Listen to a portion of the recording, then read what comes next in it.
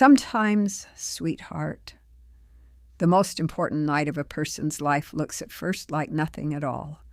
No fanfare, no warning, just a man sitting alone in a cold cafe, watching rain drag itself down a foggy window, and a little girl 2 tables away, still believing the world was good. Hello, everyone. Welcome back. Please don't forget to like, subscribe, comment, and share this video. His name is Jordan Hayes, and he had everything, the kind of everything that makes strangers assume you're happy. The penthouse, the empire, the power to move markets with a single phone call. But there's a kind of silence that money cannot fill, a specific weight that settles into your chest at 2 a.m. when the whole world is asleep and you're still sitting there, wide awake, holding the ghost of someone you couldn't save. Her name was Claire, his first love and his bride-to-be before death came calling. I won't go there yet, not tonight, but she lived in the back of every quiet room he walked into. A shadow, a half-finished sentence, the reason he stopped believing that love was anything more than a beautiful lie. So there he was, 34 years old, untouchable by every measure that the world uses to keep score, and completely, devastatingly hollow. He didn't go to that cafe looking for anything. That's the honest truth. He went because the hotel room felt like a cage, and the rain outside felt like company. He didn't know that night would reach into his chest with 2 small hands and pull something back to life. He didn't know that before the hour was over. His heart would stop belonging to him, and certainly didn't know that the woman who would do it didn't need a single thing from him, not one thing.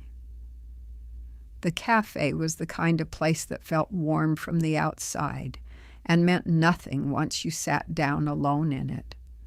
Jordan had been there 40 minutes, the chair across from him, untouched, the coffee in front of him, forgotten, steam rising slowly, curling into the air like it had somewhere better to be. His sister had set this up. You need connection, Jordan. You need warmth. He had told her very calmly that what he needed was silence. She had smiled the way older sisters smile when they already know they've won. Clearly, she had not won, because the woman was not coming. He knew it the way you know rain before it hits. Something in the air shifts, and the waiting stops feeling like patience and starts feeling like proof. So he sat, and he watched. Couples at the window leaning into each other over small tables, laughing at things that didn't need to be funny. A man brushing his wife's hand without thinking. A woman resting her chin on her palm, looking at someone like they were the only solid thing in the room. Jordan watched all of it and felt absolutely nothing. It wasn't blindness. He could still see beauty. The woman near the bookshelf, graceful, striking. The soft light catching the edge of someone's smile across the room. He saw it all. He just couldn't reach it, like watching a fire through thick glass. All the light, none of the warmth. He had built 3 companies from nothing, had sat across from heads of state and never blinked. But he couldn't build a single reason to go home tonight. He picked up the cold coffee, took a slow sip, and that was the exact moment everything changed.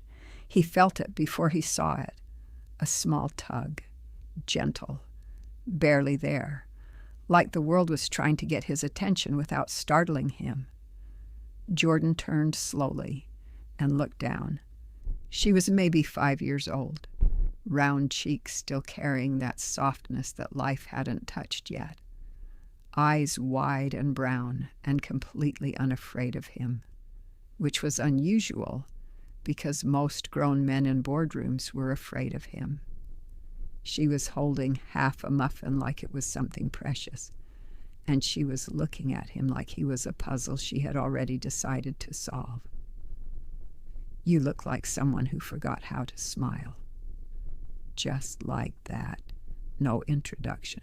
No hesitation. The kind of honesty that only lives in children before the world teaches them to be careful with the truth. Jordan didn't speak for a moment. He just absorbed it. Then she climbed into the empty chair across from him, the one his blind date had never warmed, and placed the muffin half on the table between them like an offering, like she was making a deal. He should have looked around for a parent. He did briefly, but something in him went very still. She was talking now about the rain, about how muffins taste better when you share them, about a dog she saw that morning that looked exactly like a cloud. And Jordan Hayes, the man who had not genuinely laughed in 14 months, felt the corner of his mouth move. It was small, almost nothing, but it was real. For the first time in longer than he could measure, his chest didn't feel hollow. It felt quiet, like something deep and forgotten was slowly, carefully opening its eyes. He glanced toward the door. No one watching her, no one coming. His jaw tightened. No child should be sitting alone, not in a world that moves this fast and cares this little. He turned back to Ivy, and he didn't look away again. The door swung open, and the cold rushed in ahead of her. Jordan looked up, and the whole room seemed to slow down without asking permission.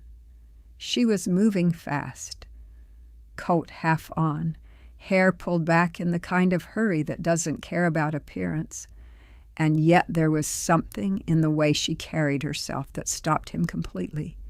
Not elegance exactly, something rawer than that. Exhaustion wrapped so tightly in dignity, it had become its own kind of grace.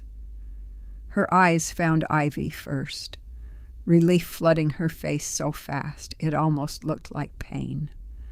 Then they found him. She wasn't trying to be beautiful. That was the thing.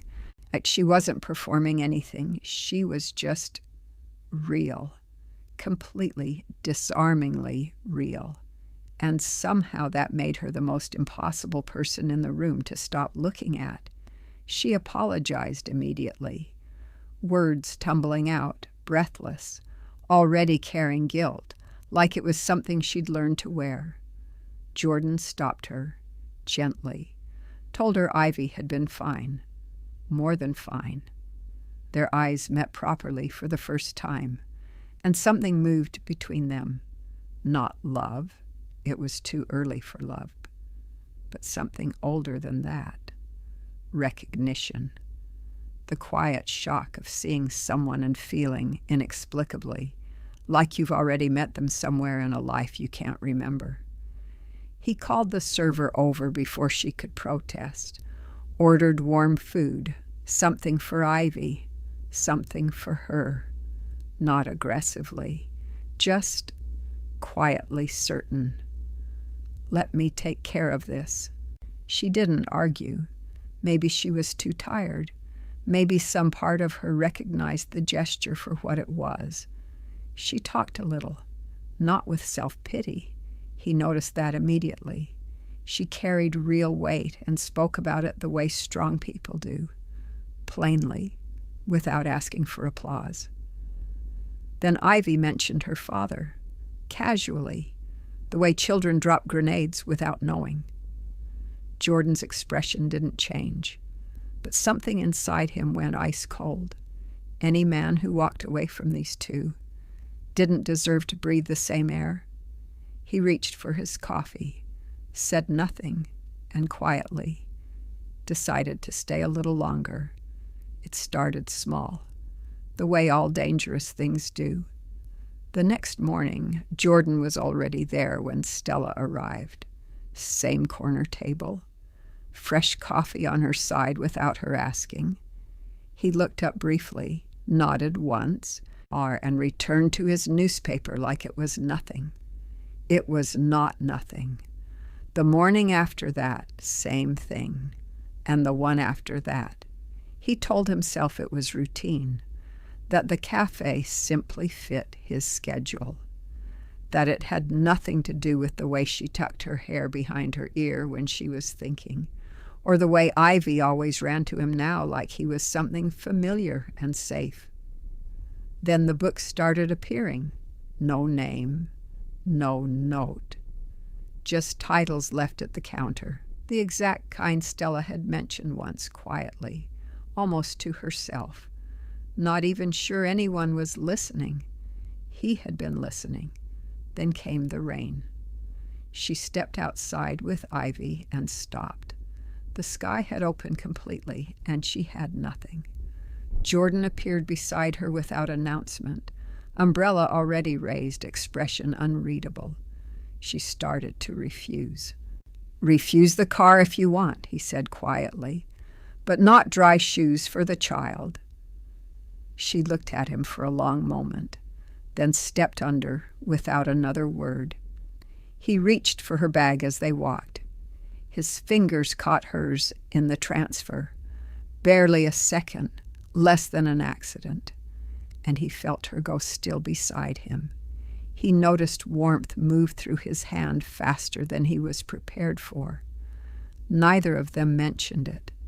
Then 3 days later, a man at the counter leaned toward Stella with that particular kind of smile that announces itself too loudly, laughing too close, staying too long.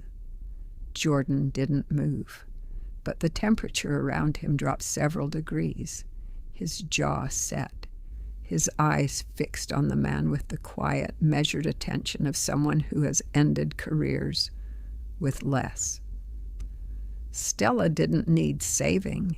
He knew that. But knowing it did absolutely nothing to stop the feeling. He didn't offer it like charity. Jordan Hayes hadn't survived building 3 empires by misreading people, and he could see clearly that charity would have sent Stella straight out the door without looking back.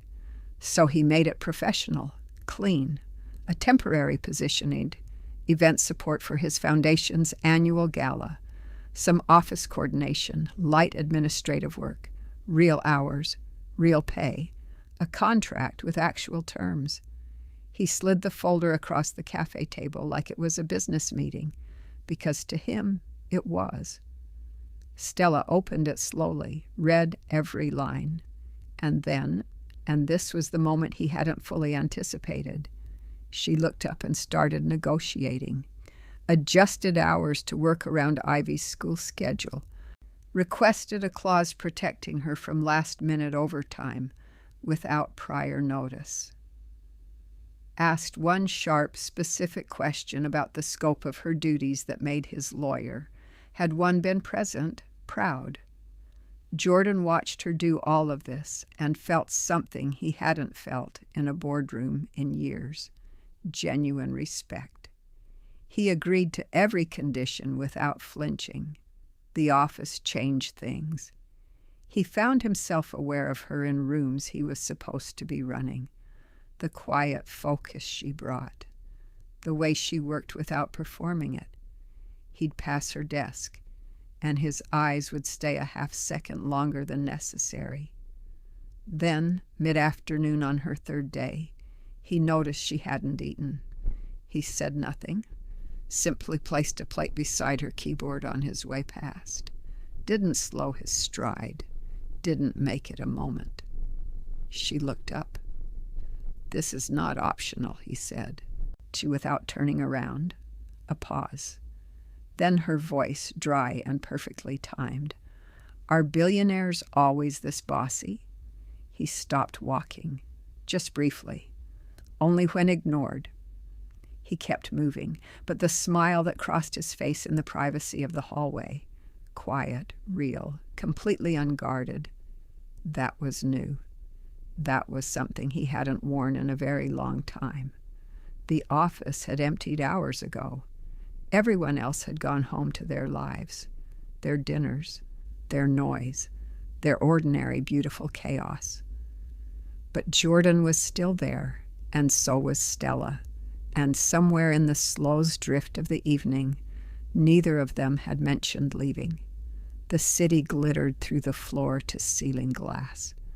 Below them, the world moved. Up here, everything had gone very still.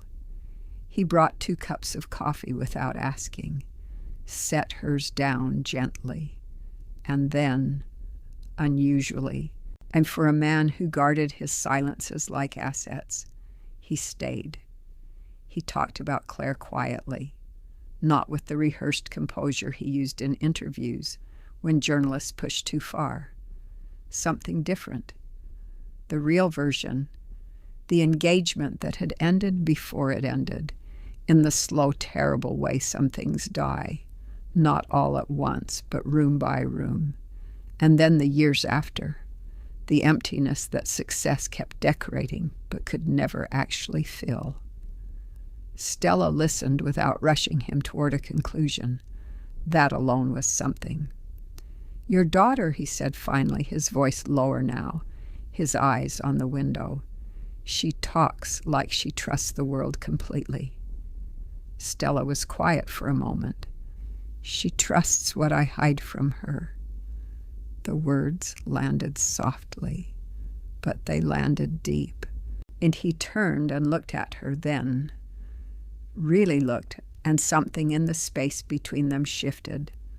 All the careful professional distance they had both been maintaining began leaning slowly in one direction. He reached across the desk, not fully, just the beginning of a movement, unhurried, uncertain, more honest than anything he'd said all night. Her eyes dropped to his hand, then rose back to his face. The air between them held its breath, and then small footsteps in the doorway. Ivy, hair sleep-rumpled, one shoe on, eyes barely open, looking for her mother with the complete, uncomplicated need of a tired child. The moment dissolved. Stella rose immediately, crossing the room, pulling Ivy gently against her. Jordan sat back, exhaled slowly, and quietly understood that some things are, when interrupted at exactly the right moment, become more powerful for the waiting. The dinner had been a mistake from the moment the appetizers arrived. Jordan had known it, felt it in the way his mother's smile didn't quite reach her eyes when Stella walked in, the way his brother's wife looked her over once, slowly, deliberately, the way people do when they've already made a decision and are simply confirming it. The conversation stayed surface level for exactly 20 minutes. Then one of them said it, quietly. That was the particular cruelty of it, not loud enough to cause a scene, just loud enough for Stella to hear. A comment dressed as an observation, about background, about fitting, about the kind of world Stella came from versus the kind sitting around this table. The words landed soft. The damage was not. Jordan went completely still, not the stillness of shock, the stillness of a man who has made irrevocable decisions in absolute silence and is doing exactly that right now. He set down his glass, slowly, and when he spoke, his voice carried no heat whatsoever, which somehow made it more serious than shouting ever could. The woman you are speaking about has more dignity than anyone sitting at this table. No pause before it, no softening around the edges. Just the plain, immovable truth delivered like something that had been true long before tonight and would remain true long after. The table went quiet. Jordan didn't look around to measure the reaction. He looked only at Stella, but Stella was already folding her napkin. She stood with the kind of composure that cannot be taught, the kind that comes from surviving real things. And she thanked the table, quietly and genuinely, for the evening, and then she left. No tears in the room, no dramatic exit, no waiting to see if he would follow. She simply walked out the door like a woman who had always known her own worth and was simply done proving it to people who weren't worth the effort. Jordan watched her go and felt something shift permanently inside his chest. He came alone. No driver waiting at the curb. No assistant carrying anything. No carefully prepared speech folded in his jacket pocket. Just Jordan Hayes standing at her door in the early evening, hands empty, looking like a man who had finally put down something very heavy and walked the rest of the way without it. Stella opened the door and said nothing. He spoke quietly, no performance in it. He told her that a 5-year-old girl had once looked at him across a cold café and told him he looked like someone who had forgotten how to smile, that she had been completely, painfully right, that he had spent years building everything a person could accumulate and had somehow, in all of it, misplaced the only thing that made any of it worth anything. Then he said the thing he had driven here alone to say. She forgot to mention one part, though. That loneliness ends when someone stubborn enough simply refuses to leave your heart untouched. Stella looked at him for a long moment. Then Ivy appeared at her side, materializing the way small children do, without warning or invitation, and looked up at Jordan with those wide, unbothered eyes. "So now you smile because of us?" Jordan crouched down to her level, completely serious. "Mostly," he said, "because your mother argues beautifully." Stella made a sound that was almost a laugh and almost something else entirely. He stood, slowly, and the space between them, that careful, loaded distance they had been maintaining for weeks, finally quietly closed. The kiss was not rushed. It carried every slow morning in that cafe, every deliberate brush of fingers, every word left carefully unsaid until the right moment arrived to say it properly. Warm, unhurried, completely earned. Ivy, standing beside them, nodded once with the deep satisfaction of someone whose plan had always been working perfectly. She had known from the very first muffin exactly how this would end. Sometimes, sweetheart, miracles do not arrive with noise. They don't announce themselves. They sit down across from you in a cold cafe. And they share half a muffin. They look up at you with eyes that haven't learned pretending yet, and they tell you the truth your whole life has been avoiding. Jordan Hayes had everything, until the night everything finally meant something. And it didn't take grand gestures or perfect timing. It took one little girl, one exhausted, unbreakable woman, and a heart stubborn enough to open anyway,